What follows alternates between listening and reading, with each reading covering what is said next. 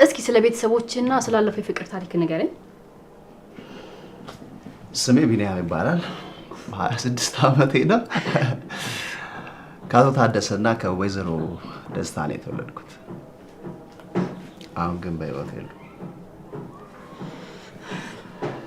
ታውቂያለሽ፣ በጣም የሚያስቀኑ ባልና ሚስት ነበሩ። የሰፈሩ ሰው እንደ ምሳሌ ያደርጋቸው ነበር። ፍቅር እንደነሱ ነው እንጂ ይላሉ። ታድለ በእንደዚህ አይነት ቤተሰብ ማድረግ በጣም ደስ ይላል። እኔ ያደግኩት ኃይለኛ አባት ባለበት ቤት ውስጥ ነው። በእርግጥ አባቴ እኔን በጣም ስለሚወደኝ ኃይለኝነቱ አይታወቀኝም ነበር። እናቴ ግን ባልነቱን አክብራ ሳይሆን በጣም ፈርታው ነበር የምትኖረው። በእርግጥ በጣም ነው የምትወደው። ባትወደውም ማኖሩ እንደዛ እየሰደባትና እያመነጫጨቃት አብሮ አትኖርም ነበር። በተለይ ወንድሜን ደግሞ በጣም ያሰቃየው ነበር። ለ3 ቀን ምግብ ሳይሰጠው በጨለማ ክፍል ውስጥ ዘግቶ ያቆየዋል።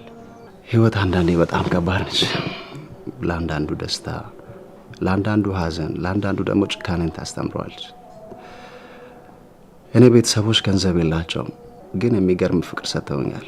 በተቃራኒው ደግሞ የአንቺ ቤተሰቦች ገንዘብ አላቸው፣ ፍቅር ግን የለም። ይሄ ደግሞ አብዛኛው ቤት የሚታይ ችግር ነው። እሺ እሱን እንተውና እህት ወይም ወንድም አለ? ወንድም ነበረ። እንደ አባት እንደ ጓደኛ የሚወድልኝ ወንድም፣ የዳጊ አባት ጽዬ። እሱም ብታውቂው ይለይብሻል። ግን ምን ያደርጋል፣ አንዳንዴ ጥሩ ሰዎች አይቆዩም። ምን አለ እሱ ለልጁ አቆይቶ እኔም በወሰደኝ ይላል። ግን እኮ ፈጣሪ እኛ ያልነውን ሳይሆን እሱ የፈቀደውን ነው የሚያደርገው አይደለም? በዛ ላይ ደግሞ የወደደውን ወሰደ ይባላል። ስለዚህ አትዘን። ደግሞ በዛ ላይ አንተ ጥሩ ልጅ፣ ጥሩ ወንድም፣ ጥሩ አጎት፣ ጥሩ አፍቃሪ ነህ። አፍቃሪ? አዎ። ያን ያልኩ እንዳልሽው ግን ጥሩ ሰው አይደለም። ይልቅ ከዚህ ጨዋታ ብንወጣ ይሻላል። እሺ በቃ ስላለፈ የፍቅር ታሪክ ደግሞ ንገረኝ። አንቺ ደግሞ ሙሉንም አንዴ ካላወቅኳልሽ እኮ ይሄ ነገር ሌላ ጊዜ እነግርሻለሁ። እሺ አሁን ትንሽ አይምሮአችንን ዘላ ስለሚያደርግ ነገር እናወራ አይመስልሽም? ጥሩ ሀሳብ ነው። ለምን ደስቶ ፊንገር አንጮት? በኋላ ግን ጥብስ ባረግሽ ማለቃቀስ ብሎ ነገር የለም። ኧረ እባክህ ምን እኔ እጅ ቀጭን ስለሆነ የማያሳምን መስሎ ነው? አሳይሃለሁ። ምንድነው? ካር። እሺ እኔ ደግሞ ወዲ እንጀምር። እሺ ገና በመጀመሪያ ያገኘው ያስ። እሺ ቀጣይ ነጭት። ናይስ። እሺ እሺ ኦሊ ነሽ አይደል? ኦሊ። እሺ ያ አረሳው። ወይኔ ዳጊ በቃሽ እንደ አላችሁ እኔ ከወጣችሁ መስሎኝ እኮ ነው። አንተ እኮ የወጣ መስሎን እኛማ ትንሽ ቆየን። ዳጊ ና እንጫወት አብረን። እኔ ልሂድ፣ አቤል እየጠበቀኝ ነው። በእናትህ ዳጊ፣ በዛ ላይ ደግሞ እስካሁን አጎትን እኔ ብቻ ነበርኩኝ ሳሸንፈው የነበረው። ኧረ በእናትሽ እኔ እኮ ለአንቺ አዝኜ ነው የተሸነፍኩልሽ ያለሁት። ኧረ አልሰማህም? እኔ በሀቄ ነው የተጫወትኩ ያለሁት። ደግሞ አውቄ ነው ምናምን የምትለው ሽንፈትን ላለማን ፈልገህ ነው? ደፋር ነው። እንደዛ ነው። ዳጊና ወንበሩን ይዘቁጭ ማለት እዚህ ጋር እጅሽንማ ጠባብሽ ወንፊት ነው ማለት። እሺ እናያለን። ምንድን ነሽ አንቺ? ካር ኦሊ አንተ ነህ። እሺ ካር አንተ ምንድን ነህ? ካውተር። እሺ ዳይ። እሺ ካር። የስ ማን ይደረሰው? እኔ እሱ ነኝ። እንደውም ካንቺ ከሷ ከዳጊ ጀምር። ነው ካንቺ ነው ጀምር። ቆይ እሺ አይቻልም ደስ ተሻፋፍናለች እንዴ?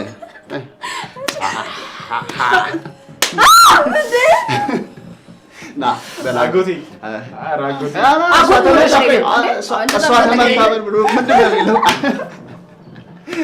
እሺ ድጋሜ እሺ ጨካኝ ነው። እሺ እሺ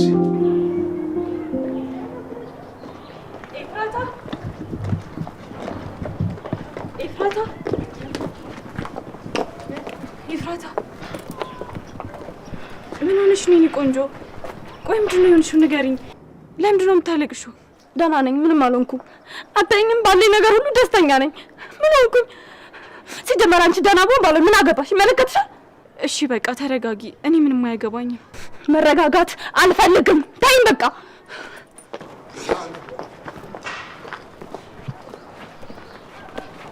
ሄሎ አለቃ፣ ኤፍራታን አግኝቻት ነበርና የሆነ ነገር ሆናለች። ኧረ እኔ ምንም ልታናግረኝ አትፈልግም። ያው የቤዛ ጓደኛ እንደሆንኩ አይደል አሁን ላይ የምታውቀኝ? እሺ በቃ እከተላታለሁ። እሺ አለቃ፣ ቻው።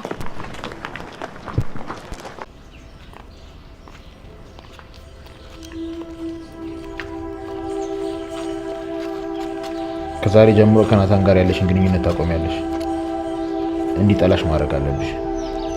እሱን ትተሽው እኔን እንደመረጥሽ እንዲያውቅ እፈልጋለሁ። ሰማሽኝ አይደል?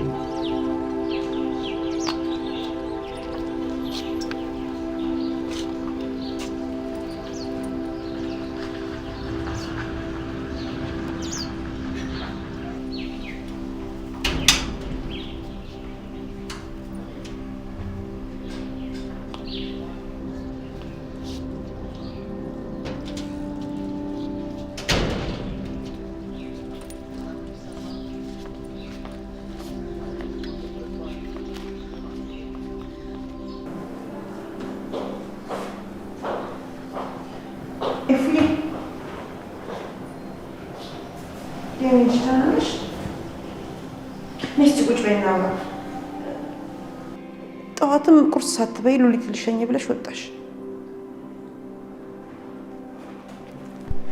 ምን ነው ልጄ? የተፈጠረ ችግር አለ እንዴ? ደህና ነሽ ግን? ደህና ነኝ።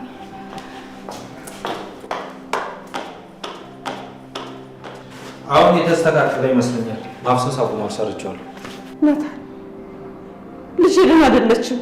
ያን ነገር ሆናለች። እንዴ ለምን እንደዛ አልሽ? መጣች እንዴ? አዎ መታለች፣ ግን ፊቷ ልክ አይደለም። ፊቷ ላይ የሚታየው ሐዘን፣ ጭንቀት፣ ተስፋ መቁረጥ፣ በአጠቃላይ በቃ የተደራረበ ስሜት ነው የሚታይባት። ደህና ነሽ እንኳን ስላት በአጭር ቀን ደህና ነኝ ብላ ብቻ ነው የወጣችው። ሌላ ያለችሽ ነገር አለ? ሌላ ምንም አላለችኝ። በቃ አትጨናነቂ፣ እኔ ጠይቃታለሁ። እኔ እንጃ፣ ልቤ ግን የሚነግረኝ ሌላ ነገር ነው። በጣም ተጨናንቄያለሁ። ውስጤ ላይ ልክ እንደ ቦምብ ሊፈነዳ የደረሰ ነገር ያለ ይመስለኛል። አይዞሽ ገኒ፣ ያው እናት ስለሆንሽ ልጅሽ እንደዚህ ተረብሻ ስታይ የተሰማኝ ስሜት ነው።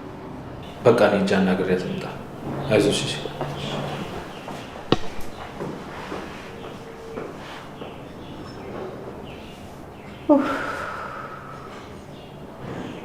ልጄ ምን አጋጥሟት ይሆን? ምን ነው ፈጣሪ በምድር ላይ እሷ ብቻ የቀረች ይመስል ነገሮችን፣ ችግሮችን ሁሉ እሷ ላይ ደራረገባት።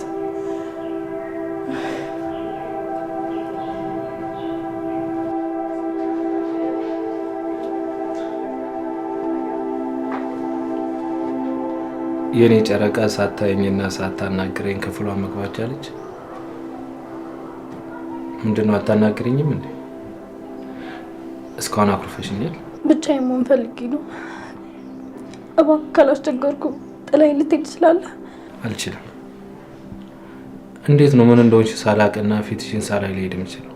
እኔም ማየቱም ሆነ ምን እንደሆንኩ ማወቁ አስፈላጊ አይደለም። እባክህ በቃ ሂድ። የኔ ጨረቃ እኔ እኮ ናታን ነኝ፣ ሚስጥረኛሽ። ቆይ ምን ሆነሽ ነው? እባክህ ውጣልኝ። እሺ በቃ ስትረጋጊ ይመጣል።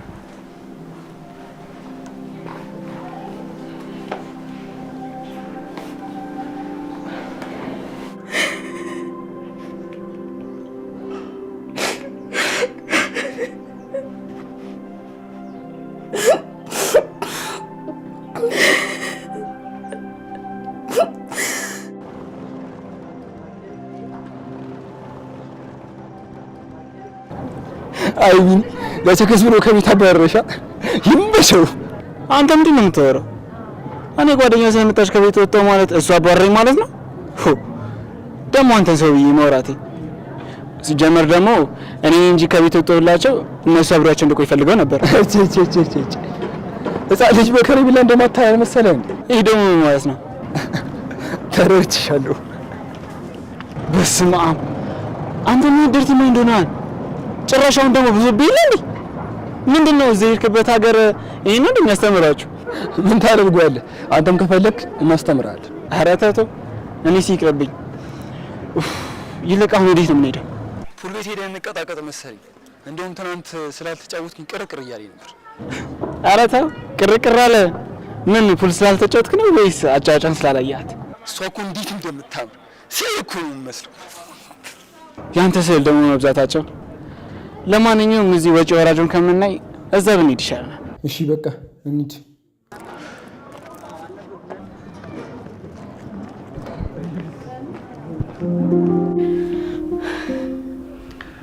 ጽዬ በቃ እንውጣ፣ የመሸ ስለሆነ እንሂድ ወደ ቤት። እሺ እንሂድ። ግን ዳግም አይመጣም እንዴ? አብረን ወክ እናደርግና ከዛ በኋላ አብራችሁ ትመለሳላችሁ። አይ ችግር የለውም፣ እኔ ሸኝሽና እመለሳለሁ። አይ እኔ ዳግም አብሮን እንዲሆን ፈልጋለሁ። ቀን ሙሉ ከቤት አስወጥተን አውለነው ምናልባት ደብሮት ሊሆን ይችላል። በእናትህ ደውልለት። እሱ እኮ የኔ ከጓደኛው ጋር እኮ ነው። ግን እሺ ልደውልለት። ዳግም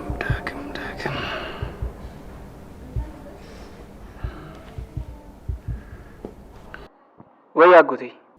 ዳጌ የት ነህ? ጽዬ አብረን እንድሸኛት ፈልጋ ነበረ። እሺ ንውጡ በቃ ከአቤል ጋር ሰፈር ውስጥ ነን። እሺ በቃ መጣን፣ ጠብቁን። እሺ አጎቴ። እሺ በቃ እንውጣ። ተነሽ። እሺ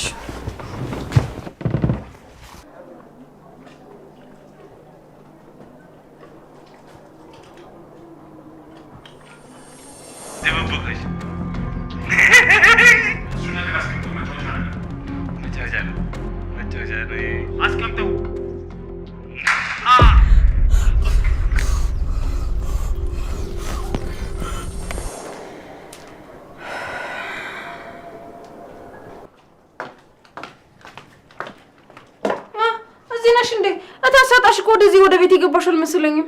አሁን ከማንም ጋር ማውራት አልፈልግም። አሁን ደግሞ ምን ሆንሽ? እኔ እኮ ማታ ስትመጪ መረጃ ስጪኝ ስላልሽ ነው ይዤልሽ የመጣሁት። አሁን ስለሱ የማስብበት ሁኔታ ላይ አይደለሁ። እንደፈለግሽ ማድረግ ትችያለሽ። እኔ ቆይ እንደፈለጋችሁ የምታሽከረክሩኝ አሻንጉሊታችሁ ነኝ እንዴ? ስትፈልጉ እንዲህ አድርጊ፣ ስትፈልጊ እንደዛ አድርጉ ትሉኛላችሁ እንዴ? አሁንስ በዛ። እባክሽ ለለምንሽ ሂጂልኝ። በቃ እኔ ማንም ሰው ጋር ማውራት አልፈልግም። እንደውም ተይው፣ እኔ እወጣልሻለሁ።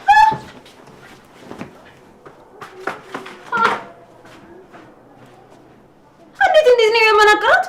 እኔ ለልት የምንለማመጣት መሰላት እንዴ? እንደውም ታያለሽ፣ አንተ ነገር አላደርግልሽም። ስለ ስራችን አንዲት ፍንጭ እንኳን አልሰጥሽም።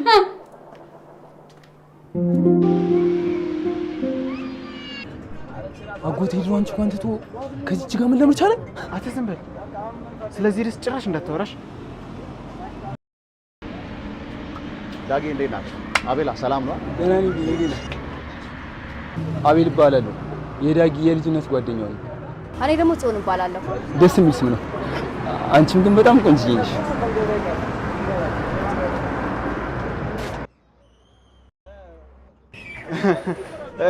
በቃ እኛ እንሂድ አይደል? ና አቤላ።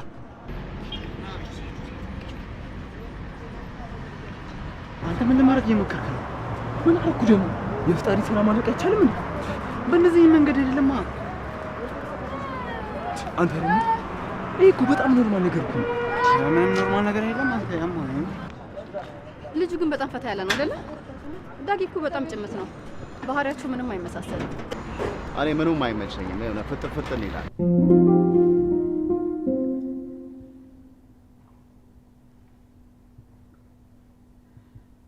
ናታን ልጅ እቺ ልጅ ግን የሆነ ነገር ሆናለች። ይኸው ከመጣች ጀምሮ ምንም ነገር ባናግራት መልስ አትሰጠኝም። የሆነ ነገርማ ሆናለች። ልጠይቃት ሞክሬ ነበር፣ ግን ልታናግረኝም ሆነ እኔን ለማየት ፈቃደኛ አይደለችም። ምናልባት እውነታውን አውቃ ይሆን እንዴ? የትኛውን እውነት? የኔን እናትነት አረጋግጣ ይሆን? ናታን እባክህ ሂድና የሆነ ነገር ብላት እንደው እንድትናገር አድርግልኝ። ገንዬ ኢፍራታን እንደ ዛሬ ፈርቻት አላውቅም። ፊቷ በጣም ነው የሚያስፈራው።